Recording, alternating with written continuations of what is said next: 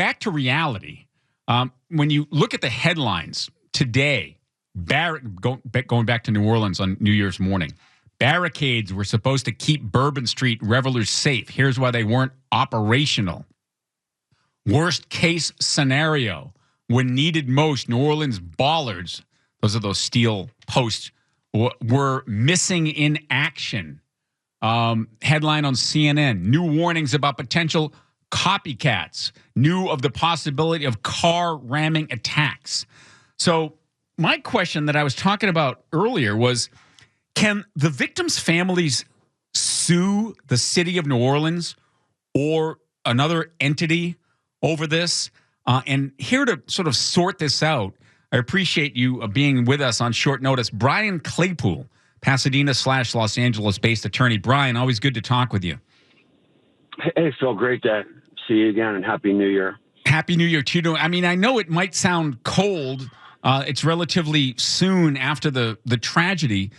But with all these allegations of negligence on the part of officials in terms of maintaining an adequate security perimeter and taking adequate precautions, can, say, the families of the victims sue? And who would they sue? Good question. There's good news and some potential bad news for families of those who perished and those who were injured. The good news is, yes, they can sue. And remember, I was a victim of the Las Vegas shooting. I remember that, yes. Yeah, I remember. Yeah, I saw people shot and killed. And before I even talk about the legal analysis, I want to send my heartfelt, love and support to all those impacted, because this trauma, Phil, sears your soul forever. It never goes away. But back to the legal part, in Vegas, we sued the Mandalay Bay MGM because it's their duty, much like it's the city of New Orleans' duty, to safeguard an area right where people are congregating. So here, the city of New Orleans clearly had at its fingertips these cement, I don't know what you call them, these cement barriers that could have blocked, this guy's truck from driving through there. And a quick analysis is the city would have to owe a duty. It's a duty, negligence, and then causation. Clearly, they owe a duty, right? Because there have been prior incidents of car ramming into people. Something happened, I think, in Germany a couple of weeks ago with that. So there's clearly a duty owed. And were they negligent? My argument would be absolutely. They had these cement barriers, and they were being, I guess, rehabilitated for the Super Bowl. Right. That doesn't help the city, Phil, because that actually shows that it's on their radar screen, right? We knew we had to have these out there. We didn't have them there. We didn't spend enough money to have more out there, and that's going to be the argument of these families. And then the last element, though, is causation. That gets a little dicey, Phil, because clearly it's the fault of the city. The city would argue in a lawsuit, well, it's also the fault of the perpetrator. And in almost every jurisdiction, you get what's called an apportionment of fault. What's that mean? Well, in the verdict form, a jury would say, who's at fault? The city, 100%, 50%? Is the killer 50% responsible? A jury would find the killer, responsible for somewhat of a percentage, which would reduce the award. But here's the bad news, I think, for the victims, Phil, real quick. In Louisiana, there's a cap on damages for personal injury against government municipalities, if you can believe that. I found out the hard way a few years ago. I had a case against Baton Rouge, the city of Baton Rouge. I sued the police department for a police officer allegedly raping an LSU college student after he pulled her over for suspected DUI. And I found out in the middle of that case, I was taking the cop's deposition, found out that there was a cap of $500,000 on recovering money for victims of personal injury against cities and government entities. So that's kind of the bad news for the family. We're talking live with Brian Claypool, attorney. And Brian, you were the survivor of that October 2017 mass shooting in Las Vegas when that madman opened fire on the Route 91 Harvest Music Festival from the Mandalay Bay Hotel. And so you mentioned there were lawsuits after that, I'm sure. And so how did that work out? And is that analogous to, say, the New Orleans situation? Yeah, great question, Phil. Absolutely. So the lawyers who are going to be representing these family members should use the template that we used. And really, Phil, what to simplify these cases in Vegas, our hardest hurdle, which is going to be the hurdle for the victims in New Orleans, is proving what's called reasonable foreseeability. What does that mean? Mm-hmm. You've got to prove that it was reasonably foreseeable, for example, to the Mandalay Bay, to MGM, that somebody could get access to the 32nd floor and, pull out a semi-automatic weapon and shoot and kill people. Here, you've got to show that it's reasonably foreseeable that somebody would take a truck or a car and drive through and kill people. How do you prove that, Phil? You prove it through prior incidences, prior reports, right? All throughout the country. I mean, that to me would seem obvious. I mean, they've had specific threats, right, and they guard against that specifically. Yeah. In New Orleans, you're right. Right. In New Orleans, your case is different. I 100% agree with you. In Vegas, Phil, man, it was daunting. It was a lot harder because think about it. You got to prove that somebody could go up in a room.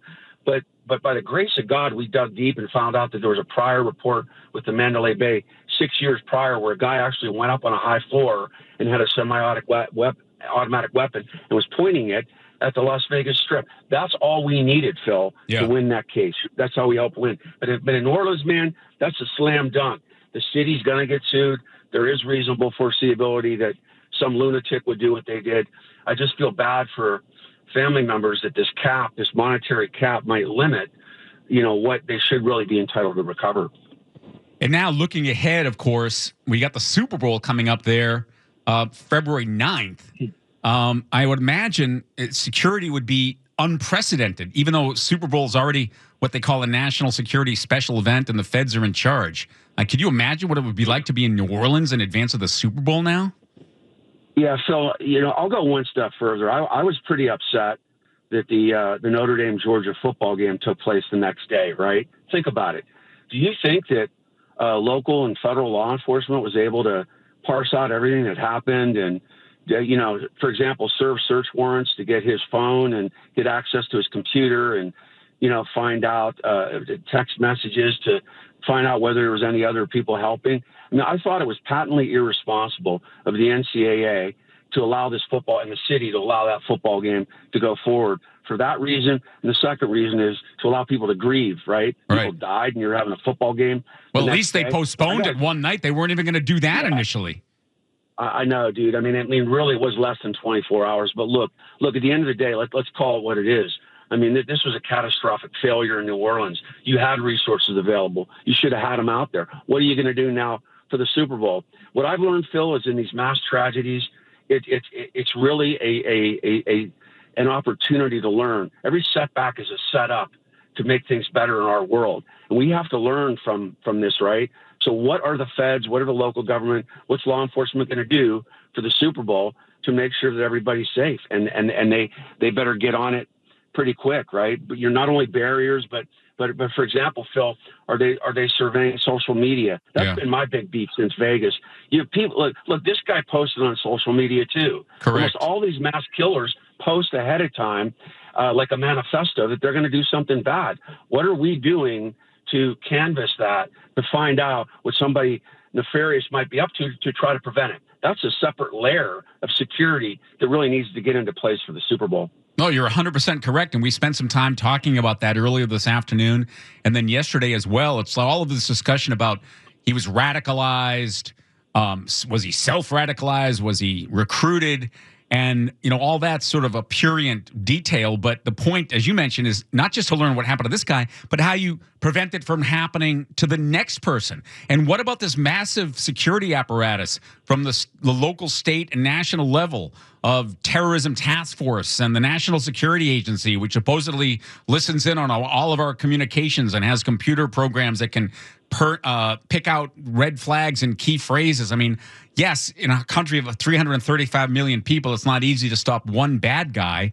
But as you mentioned, it seems like this was just a failure on so many levels.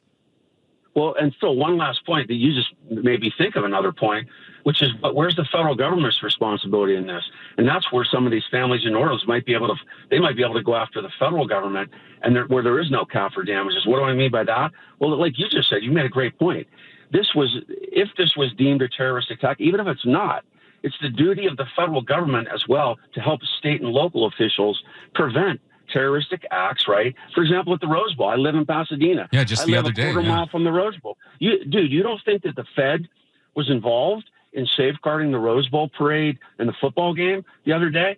I mean, the federal government should be involved. Are they involved? Do we know? Is there transparency? How involved was the federal government in helping local officials in New Orleans in advance of the Sugar Bowl? What is the federal government going to do to help prevent a similar act for the Super Bowl? So we need two layers of government, and I think we need more transparency in what they're doing.